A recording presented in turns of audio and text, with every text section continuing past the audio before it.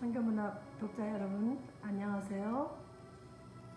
목소리로 듣는 선교문학 6번째 시간입니다. 선교문학 거주. 내가 김포에 살게 된 이유. 지지난주에 대구에 사는 큰딸이 외손녀 로아를 데리고 김포 우리 집에 왔다. 그런데 KTX를 타고 온 것이 아니라 대구공항에서 비행기를 타고 김포공항으로 온 것이다. 사이가 해외 출장 중이어서 아이를 데리고 혼자 오는 것이기 때문에 시간이 많이 걸리는 기차보다는 빠르게 도착할 수 있는 비행기를 타고 오기로 결정을 한 모양이다. 우리 부부는 당연히 우리 집 황금소들이 2000년식 소나타 골드이다를 몰고 가서 귀하디 귀한 외손녀 로아와 큰딸을 영접해서 자동차에 태우고 김포 집으로 돌아왔다. 큰딸과 로아는 7밤을 자고 다시 비행기를 타고 대구로 갔다. 물론 이번에도 우리는 김포공항까지 딸과 외손녀 로아를 배웅해 주었다. 그런데 떠나면서 큰딸이 하는 말이, 아빠 엄마가 김포에 사셔서 우리가 혜택을 보내요. 큰딸은 그냥 자신의 감정을 솔직히 이야기한 것 뿐이지만 나는 그 말이 내 마음 깊은 곳에 있던 한 줄기 소망이 이루어져 가고 있다는 생각으로 연결되었다.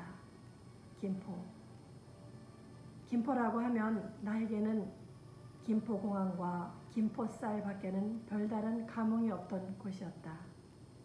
그런데 내가 김포에 굳이 살게 된 것은 분명히 이유가 있다는 생각을 하게 된다. 김포는 내가 처음 살아보는 곳이다. 그리 멀지 않은 서울의 서쪽 끝자락인 양천구 신월동에는 살았을지언정 경기도 김포에 내 삶이 자리 잡게 되리라고는 정말 생각지도 못하였다.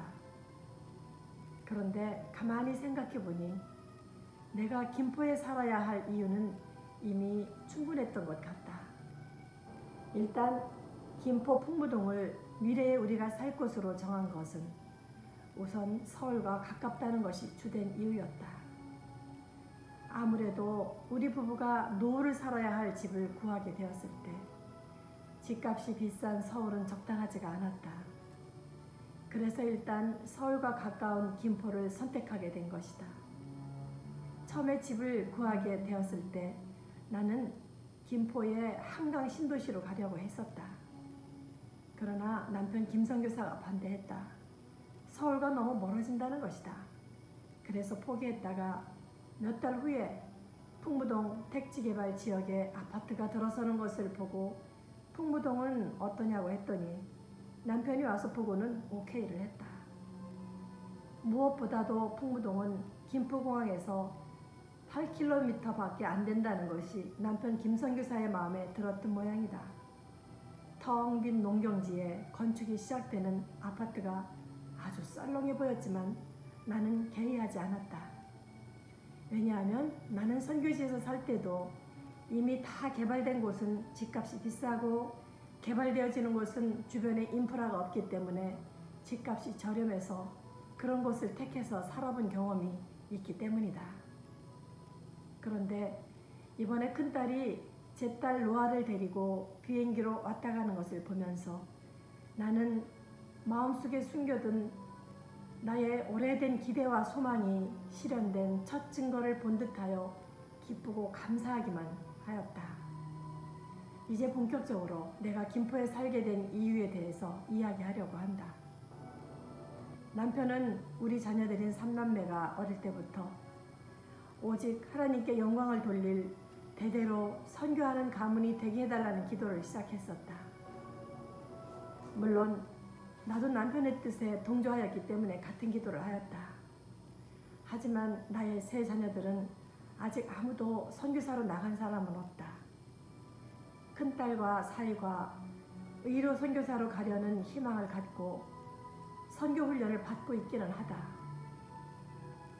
또 부부가 함께 장신대원을 졸업하고 현재는 국내에서 부교역자로 사역하는 막내딸 부부가 선교사로 가게 될지는 모를 일이다. 막내는 선교사로 살겠다는 희망을 늘 이야기했었으니 말이다. 아무튼 나는 자녀들이 선교지로 나가게 되었을 때 부모인 우리가 어디에서 살고 있어야 자녀들이 찾아오기에 가장 좋을까를 생각하고는 했었다. 자녀들만이 아니라 손자, 손녀도 찾아올 것을 고려해야 했다. 그리고 내가 내린 결론은 우리가 공항 가까운 곳에 살아야겠다는 것이다. 선교지에서 대부분 비행기를 타고 들어오니까 공항 가까운 곳에 살면 자녀들이나 손자, 손녀가 편리하게 찾아와 쉴 수 있을 것이기 때문이다. 내가 이런 생각을 하게 된 이면에는 나의 지난날의 경험이 준 영향도 크다고 할 수 있다. 우리 가족이 선교지에서 돌아오면 머물 곳이 없어서 이곳 저곳을 떠돌아다닌 서글픈 경험이 있다. 교회에 마련된 게스트룸은 단기 이용은 가능하나 조금 장기가 되면 또 옮겨야 하는 경우가 많았다. 그런데 간혹 한국에 머물 집이 있는 선교사들은 게스트하우스에 구애받지 않고 한국에서의 일을 보고 선교지로 돌아가는 것을 보면서 부러운 생각이 들었었다. 그런저런 이유로 우리 부부의 노후의 삶을 살아갈 장소로 공항에서 가까운 곳을 선택하게 된 것이다. 선교사가 될 자녀들과 후손들을 돕기 위한 쉼의 장소로 사용하기 위해서 말이다. 이것이 바로 내가 김포에 살게 된 진정한 이유이다. 내가 김포에 살게 된 이유가 좀 싱거울지도 모르겠다. 하지만 내게는 매우 중요한 일이다. 때문에 비록 국내선이지만 김포공항을 이용하여 친정집을 다녀가는 큰딸의 모습 속에서 미래에 선교사로 나갔다가 돌아오는 자녀들의 전조를 본 것 같았다.